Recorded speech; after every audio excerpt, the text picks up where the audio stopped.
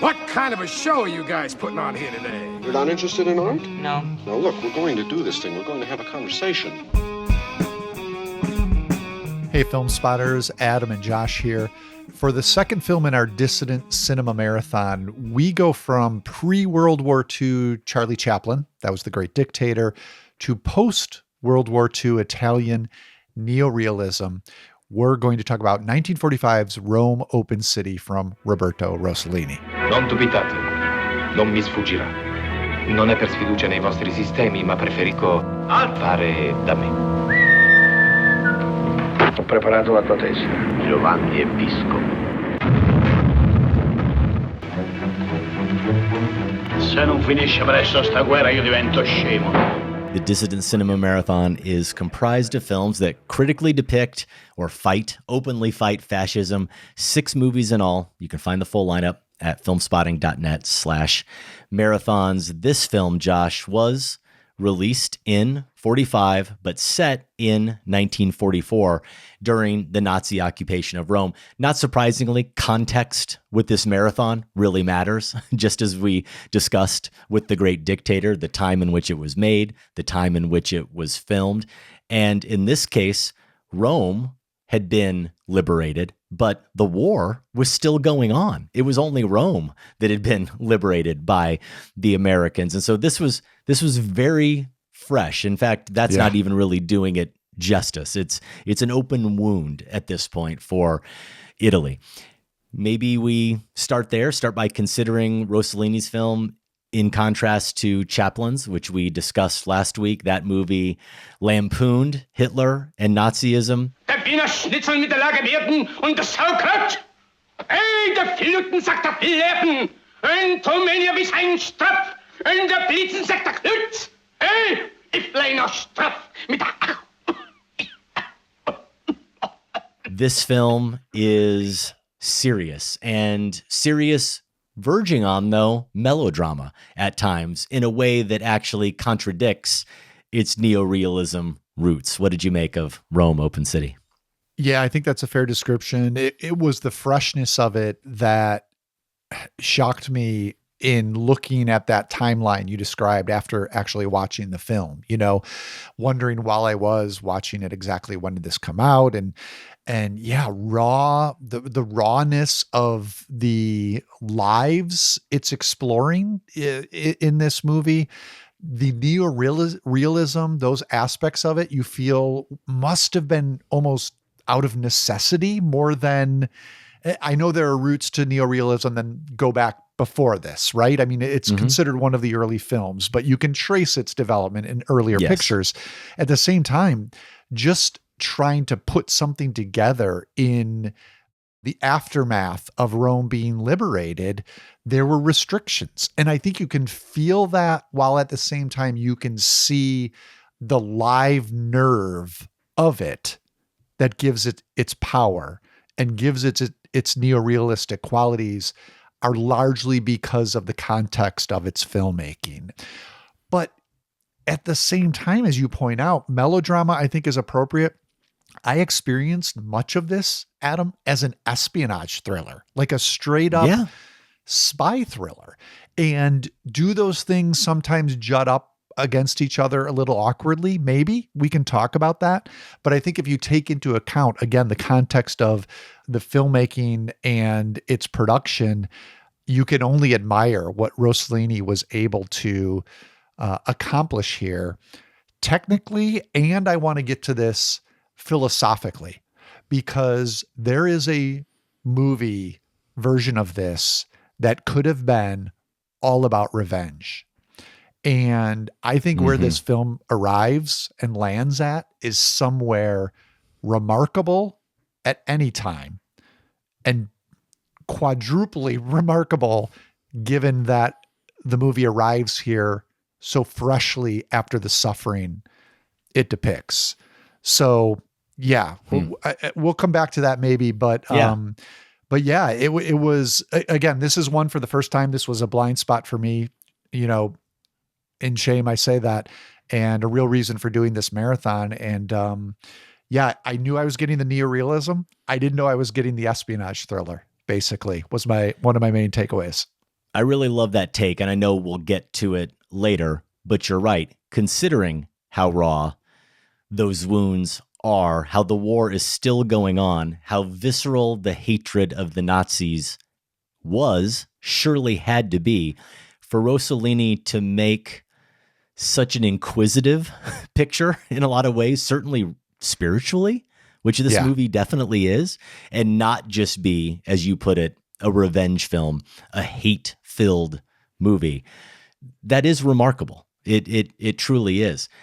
The neorealist aspect of this film, you understand why this film is thought of that way and why it's one of these films that post-war broke out because of its performance at Cannes, its reception at Cannes, and it put Italian cinema, this group of films and this movement on the map. But as you noted, there were neorealist films coming out before this, and movies like La Terra Trema, I would say, to just name one, that are more traditional neorealist films that has similarities to this film, but there are also stark differences.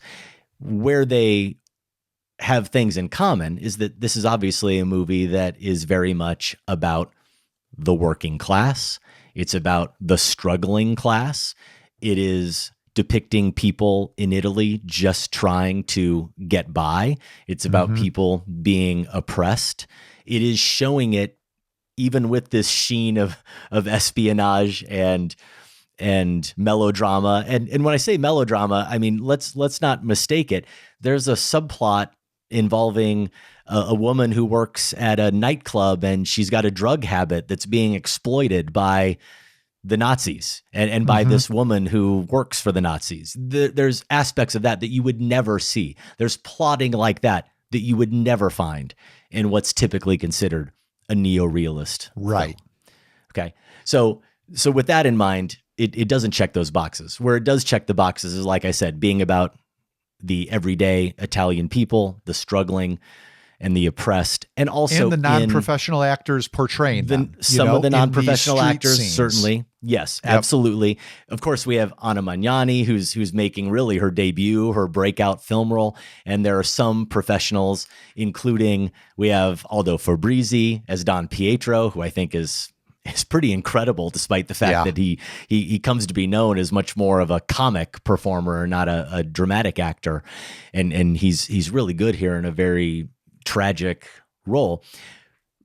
But it also, in its style, I'm going to talk in a moment, Josh, about how it isn't neorealist in some of its aesthetic, but obviously with the handheld camera, the grittiness of it, just the fact that what it's showing, it's shot in a lot of internal locations, in a lot of sets, which is also different than you would expect from Hollywood, for example, right? Neorealist films are going to shoot on location, but they're also going to shoot outside using natural light, like a lot of this film is. And the bombed out buildings are the actual, of course, bombed out buildings. That's where this film is shot, and that's the struggle that it is depicting.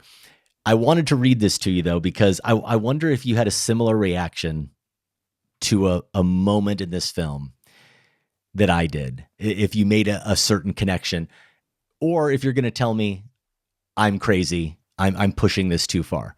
But I want to read you a quick quote. I'll tell you who the quote's from, and then we'll take it from there. As filmmaking, this is Paul Thomas Anderson. As filmmaking, it is tremendously accomplished, and its pseudo-documentary style has influenced many directors seeking to create an aura of authenticity and immediacy when depicting recent historical events. The heightened contrast and grain in the black and white film stock and the handheld camera work are indeed supposed to suggest documentary newsreel footage. Okay, here's the point. He's talking about the Battle of Algiers, but he could be talking about Rome Open City. I think everything I just read to you applies to Rome Open City. And that's not surprising, because I took those quotes from a transcript of what Paul Thomas Anderson said when he was introducing films on Turner Classic Movies. Remember, I referenced that during our original review of One Battle After Another, that he was a guest programmer and he programmed 4 films that influenced One Battle. And one of them was the Battle of Algiers, which obvious, it's name checked in the movie too. But he programmed the Battle of Algiers. He calls it out in his setup, but he also calls out in that setup, not surprisingly, Rome Open City. He talks about how Rome Open City was the original influence on the Battle of Algiers. And I unless you're going to disagree with me, everything I just read about Algiers that he's saying applies to this film. This film is the blueprint for what we get in the Battle of Algiers. And the moment where I knew it all came full circle, or all the points on the triangle connected. One Battle, Algiers, Rome Open City. This is one of the 2 exhilarating moments that underscored for me why this film is so exhilarating, but also why it doesn't fit the textbook definition of a neorealist film, is what occurs at the 36-minute mark. It's when a bomb explodes. And right there, no bomb is ever going to explode in a neorealist movie. But a bomb explodes, and Magnani and the other 2 male characters, Manfredi and the man she's supposed to marry, Francesco, they look out the window. They don't know what has happened. They go to the window and they look out, and what do they see? And there is this wonderful shot of a fire in the distance. And who emerges? What emerges from that fire? But this gang of rebel boys out of the smoke, out of the fire, and they run down a path. And then the cut is to them running through a little tunnel. And then they run from that tunnel and they jump through an opening. And it feels like you could have lifted that. And if you just put it in color, you could have lifted that and put it straight into One Battle After Another during the entire protest sequence. From the that skateboarders movie. leaping across the skateboarders roof line. leaping are those boys who detonated that German truck or whatever it was that they set off. When that movie, that's when Rome Open City really comes alive. When those boys who have just been little neighborhood boys, who the priest Don Pietro is telling them what to do and go home. When you realize that they're fighting back, and when you see them run. It had to be, whether it was conscious, whether PTA looked at that movie again, or whether it's just that DNA, the DNA from this movie, from Rossellini to the Battle of Algiers to PTA. It's there. It's all there. Yeah, and there's a moral through line too, especially for Rome Open City and Battle of Algiers, exploring what counts as terrorism, what counts as resistance, what counts as murder. These are all difficult questions that I think are maybe more at the forefront for Algiers than here, but definitely at play, and to a degree in One Battle After Another. Also, I think Battle of Algiers is maybe purely the sort of thing that Anderson described in that quote. Yes.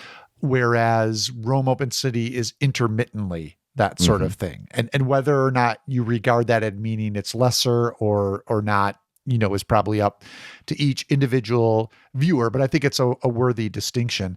A sequence, not even a sequence, because it's actually a motif that Rossellini returns to that is connected to that docudrama, gritty. It kind of is where the neorealism and the thriller elements converge. Anytime his camera finds itself in the stairwell of the central building where Pina, Magnani's character, lives, and is a location for a lot of the action. So Magnani's Pina, she along with Fabrizi's priest, they're sort of surreptitiously aiding the resistance movement. They're not directly involved, but they help out as they can. And she lives in this big building, high rise, maybe 8 stories or so. And it has this central staircase. And the camera there has an itchy nervousness. 2 sequences come to mind. And one is directly after, Adam, the moment you just talked about, the boys brigade having set this bomb. They're coming home. They've been out late. Curfew's in place. They should have been home. And so they're running up these stairs.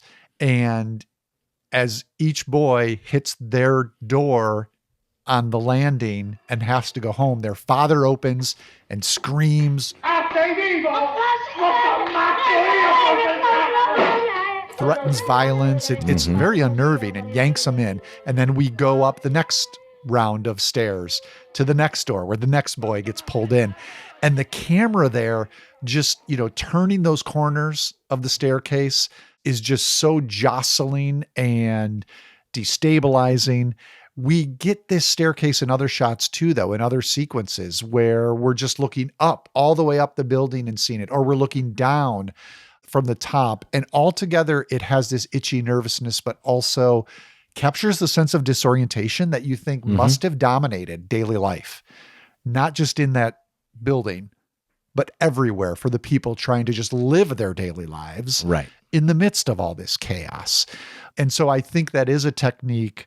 Now you've got me thinking about sequences in One Battle and where we might have seen similar camera work, but definitely here that stood out to me in Rome Open City, a technique that again blurs that line between neorealism, handheld, and expertly choreographed thriller filmmaking. It's a great point. And now that I'm thinking about it, as you went back to One Battle, I don't want to push this part too far because clearly there are disconnects, but I wonder how far we could push the connection between Don Pietro and Sensei, for example, just as civic leaders trying to do their part surreptitiously, right? He's kind of the secular Don Pietro in a lot of ways. He really is. And I just want to go back to your point before and make sure I underline this, and I think you would agree with this, but it really is for me not whether or not you fall on one side or another thinking Algiers is a better film or Rome Open City is a better film. Either way, it's not really for me a matter of lesser or more. It's just that obviously going back to context, Rossellini as a filmmaker, and this touches on the spiritual and secular aspect, as a filmmaker has other concerns than Pontecorvo. And also he has other concerns as an Italian resisting the Germans in 1945 than Pontecorvo shooting in Algiers, resisting the French government in the 1960s has. So you have very different films, but you don't get Algiers. You don't get the Battle of Algiers without Rome Open City. Right.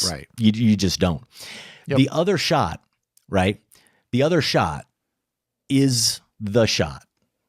And I'd love to hear your take on it. It's what I was alluding to in our Friday show about the memorable shots in movie history, Josh. Filmmakers who manage, and there's no way they can know when they're doing it. There's certainly no way Rossellini could have known when he's making this movie, when he's hustling to make this movie with no money, barely any film stock, pulling it together from loose ends, whatever he can get to get this movie made. There's no way he's thinking, I'm going to make a film that anyone's going to consider a masterpiece. But he's certainly never thinking, I'm going to make a movie that's going to contain a shot that 60, 80, 100 years from now, people will still be talking about.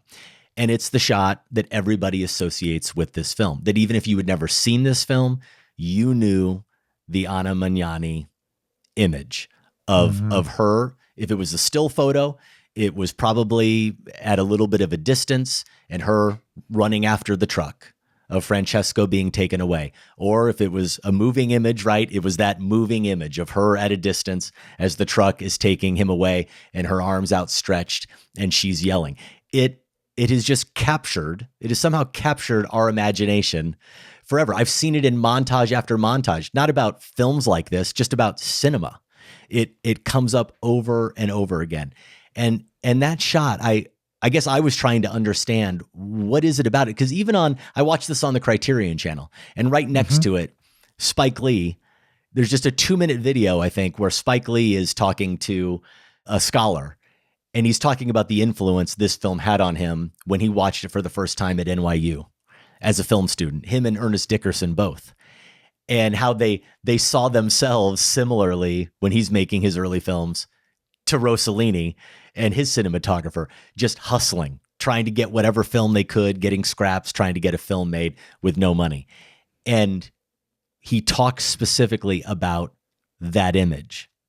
And he doesn't dissect it, but he just talks about how much it moved him or how much he felt it. And so I was watching it again today, and the camera starts still. It's on a tripod. It starts still as she's running out of the frame. She's peeling herself away from Don Pietro. And then the next shot is the camera is clearly handheld. It's on the truck that Francesco is on, and it's pulling away while she's running forward towards it. And then we cut to a profile shot of her running. We're now on the side, and it's still again. The camera is steady as she's running past us. And then there are 2 shots in between, and we go back to the shot from the truck as she gets the handheld shaky shot with the camera pulling away as she's running, and her, Magnani, getting gunned down. And it's just something about the combination, the cutting between the stillness and the movement and the urgency of it, the handheld, the urgency, the visceral quality. I feel like I've said visceral more times in these past couple of shows than I've said in 2 years, but that's what it is. There's something that just is unnerving about it. And that handheld shot, but then pulling away from her too. The fact that the truck is, we feel as viewers, because it's the camera eye, we feel us pulling away, but she's also getting closer, but not really. Right. So there's a desperation that she's also expressing with her arms as she's reaching out. We know that this is futile. And that's expressed in the fact that the camera's moving away and she's not really getting closer to it. What is it about? I mean, I'm trying my best to explain it, but what is it about that shot that Rossellini pulls off and makes it so unforgettable? For me, it's the helplessness. And so I'll say 2 things about this. And the first is it's connected. I would argue it's connected to why we're doing this marathon. He captures in the rawness, the docudrama sensibility, and the helplessness, a reality that people throughout history, when oppressed by occupying forces or abusive forces of their own government, reach a point where they can't just stay still anymore, and yet they can't do anything about it because to do something will cost their lives. And so we're seeing a historical recreation of that happening in Germany, Nazi-occupied Rome.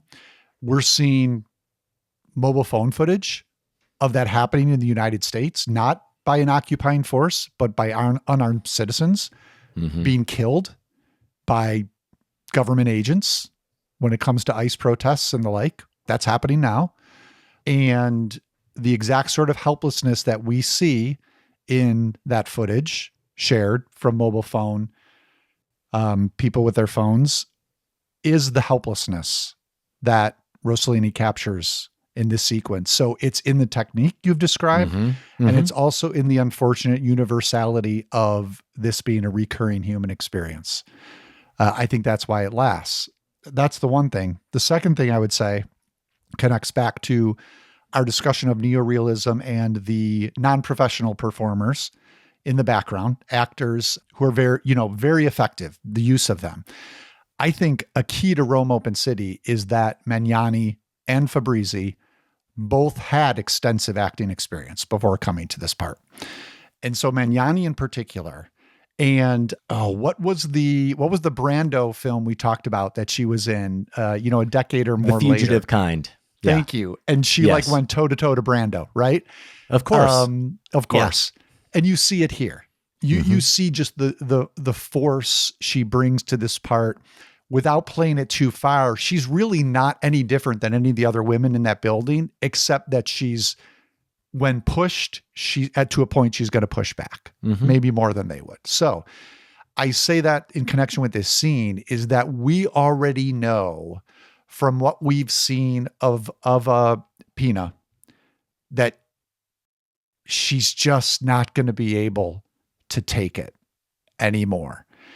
And that's what happens. And so I think it is also a performance element that lends to the sequence's power you're talking about. Now, the specific moment, she is just running, right? She's a figure, but go back, 30 seconds to before that, when she's with the crowd and being held back, and the Nazi trooper is looking at her. Doesn't he say something to her about her eyes? Yeah. He says, like, you have pretty eyes, and those eyes flash, and you kind of know when they flash, she's not going to survive, because she's just hit that breaking point, even though we know she's also helpless in this situation. So there's just so many factors that go into those images sticking with us. Some of them are historical and some of them are very, very topical.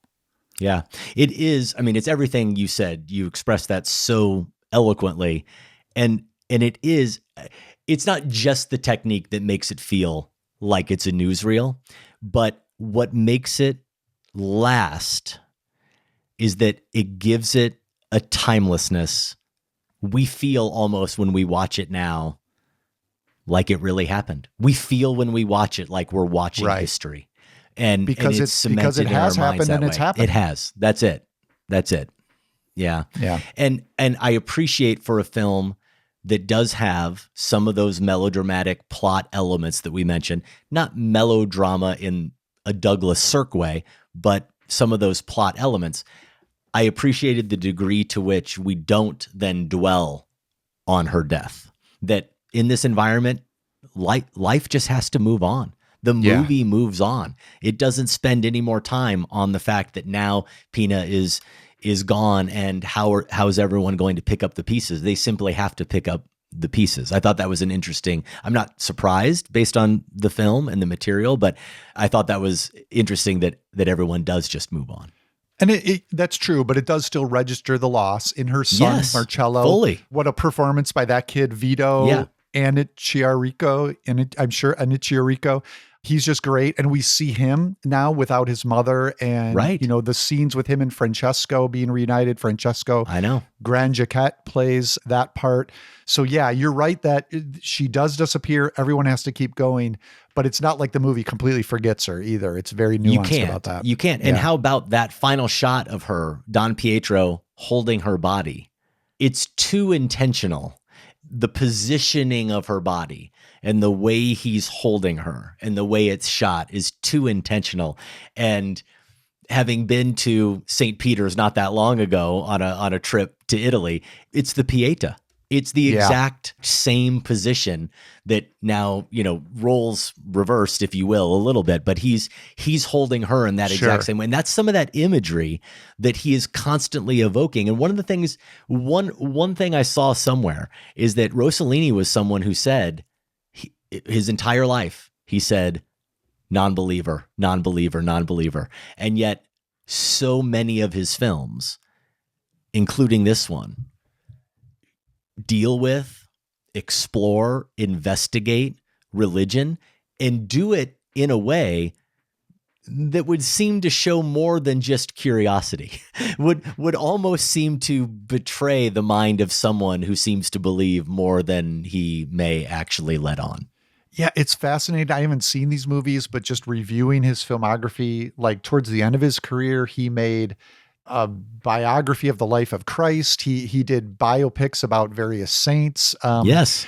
Yeah. So at some point I'd love to dig into all that, but it does bring us to that aspect I was alluding to at the beginning there about where this movie ends up, not in a place of vengeance necessarily. And it's very much connected to Fabrizi's performance as Don Pietro.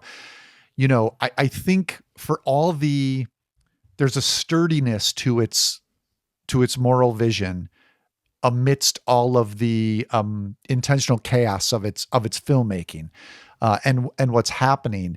And, this movie does emphasize, and I want to be clear about this, it emphasizes justice and the need for justice. And there's a lot of talk about that and holding people accountable for crimes they've committed. This is not a movie that calls for easy forgiveness in any sense, but it does pretty much land with, we need to get to forgiveness or we're lost. And I think it does that honorably and with the eye towards justice, because this is something that even Don Pietro struggles with. There's the crucial scene where he's being forced to witness the torture of the figure, the character in Resistance, who's been in hiding and he's been trying to protect. He's forced to witness this, and he yells out at the end of it, when Ferrari dies, "Curse you all." Mm-hmm. And then a second later, "Lord, what have I said?" He apologizes to God. Yeah. That's the struggle that I think this movie is trying to reconcile with, is justice v. vengeance v. forgiveness. How do we handle all of those? And I do think even in that excruciating climactic moment that Don Pietro is trying to hold to forgiveness as the only path toward healing, while recognizing justice does still need to come first. Mm-hmm. Yeah. And if you were a filmmaker who was more inclined to not imbue religion with any kind of power, even if you were sympathetic to characters like Don Pietro, and a lot of these people in this movie are based on real characters who were resistors. Maybe he was, but even if you were basing this character off a real priest, if you were less inclined towards religion, I don't think you could shoot a scene. And ultimately, it's not important to me, Josh, whether or not Rossellini believes in God or not. My larger point is about the movie itself and that scene and the way he shoots, the way he gives reverence to that moment. He not only shows Don Pietro responding to the torture and cursing God and then wrestling with himself, but when he does curse the Nazis, what do the Nazis do? They recoil. It's almost like Indiana Jones and Raiders of the Lost Ark when the Ark opens. Like they stand back, like they are actually scared by the power that he is invoking. And if as a priest he didn't have any power, or these were just empty words, a filmmaker could depict that in a very different way, in a way that was a lot more hollow. That surprised me.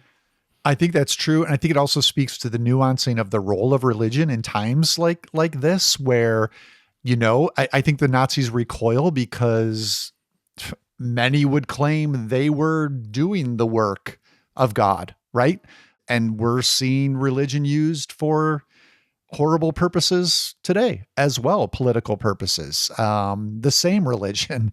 And then you have figures who are representing that religion, offering a different vision, let's say, as Don Pietro does. And sometimes when that one vision is put forward to people holding another, they're exposed. And I think that's what Don Pietro is doing is even though he's wrestling things on his own and doesn't mean to do it, his exclamation exposes them. A scene that you'd have to analyze in conjunction with that is after the night after Pina has been murdered and Manfredi tucked the son into bed. He's finally fallen asleep. The time that Rossellini gives to Manfredi, he's in bed, the kid is in bed, Manfredi is now turned away. He's about to leave the room to go out and talk to Francesco. But what does he do first? He turns, and the lighting here again, totally not neorealist, because the lighting is very intentional and very dramatic and very gorgeous. Dark, the shadows, but they're pointed right at Christ on the cross above a dresser. And he turns to walk away, except he gets stopped in his tracks. The camera is showing the back of Manfredi as we see him pausing, looking at Christ on the cross. And the movie doesn't tell us what Manfredi is thinking. We have to, for ourselves, consider, is he thinking perhaps where is Jesus now as we're all suffering, as this child is suffering and now doesn't have a mother? Or is this a moment, or is this a moment where he's thinking the person we learn later, if we trust what Don Pietro is saying in that moment, this character Manfredi supposedly doesn't believe in God at all. Is this a point where I think you were getting at, Josh? Is this a point where as he turns and sees that cross, is he actually stopped in his tracks by the image? And is he tempted for a second to look to it for comfort?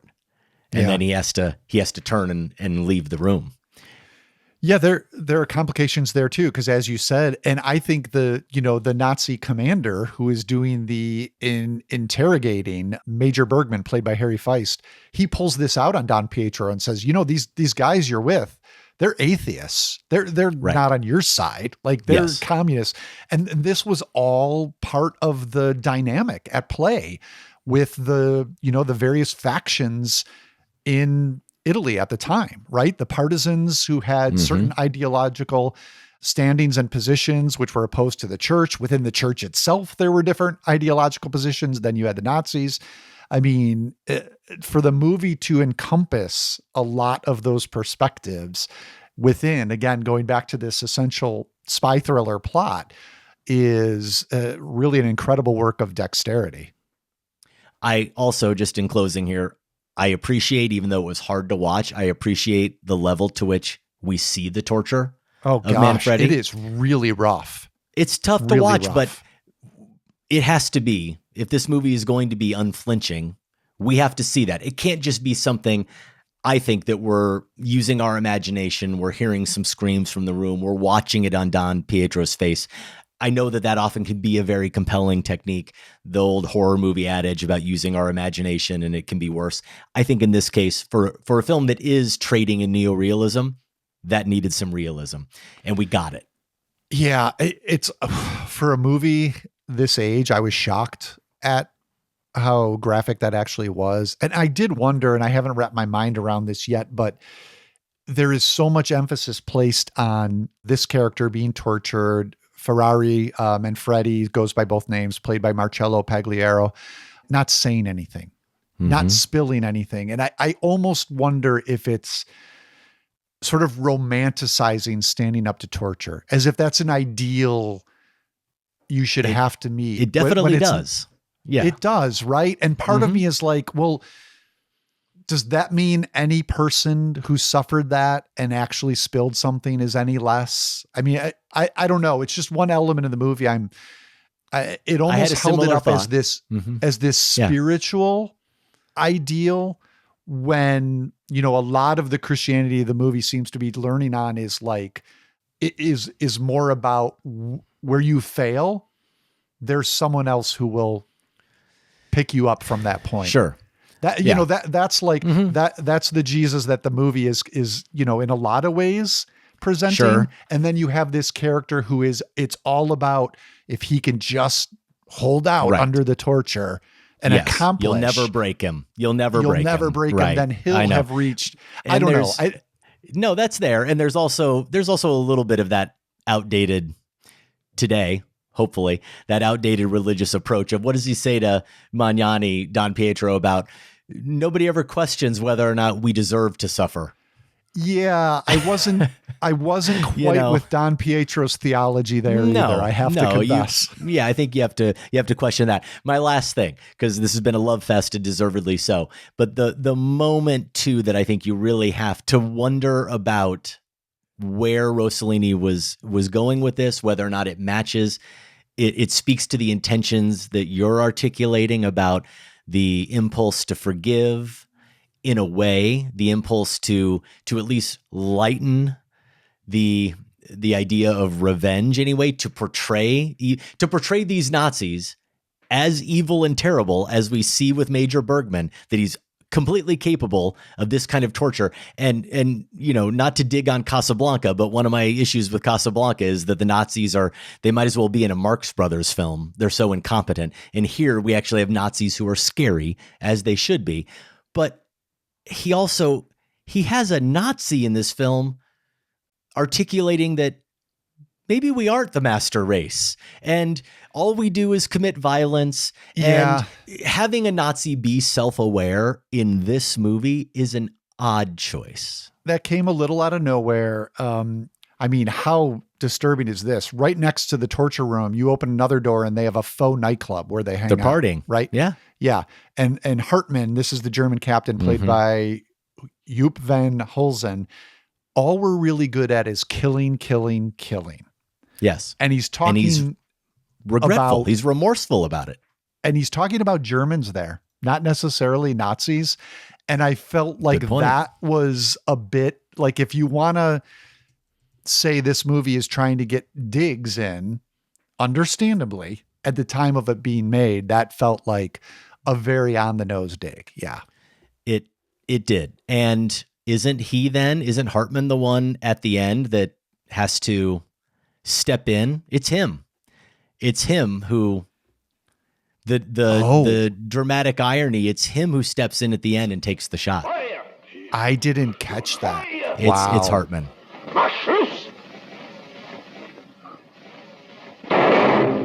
Yeah, it's Hartman who, when the Italians the firing squad won't carry out the order, he now, sober in the light of day, doesn't seem to have any problem. It's him. That kind of reclaims the earlier scene for me. It might. Yeah. Wow. I missed that. Yeah, it is him. Well, Rome Open City is currently available on the Criterion Channel and HBO Max and VOD. Next week, post-World War II, Japan for Akira Kurosawa's No Regrets for Our Youth. That's also available on the Criterion Channel. We remind you that you can check out the full lineup over at filmspotting.net. Just click on Marathons right at the top of the page for Filmspotting. I'm Adam Kempenaar. And I'm Josh Larson. Thanks for listening. This conversation can serve no purpose anymore. Goodbye.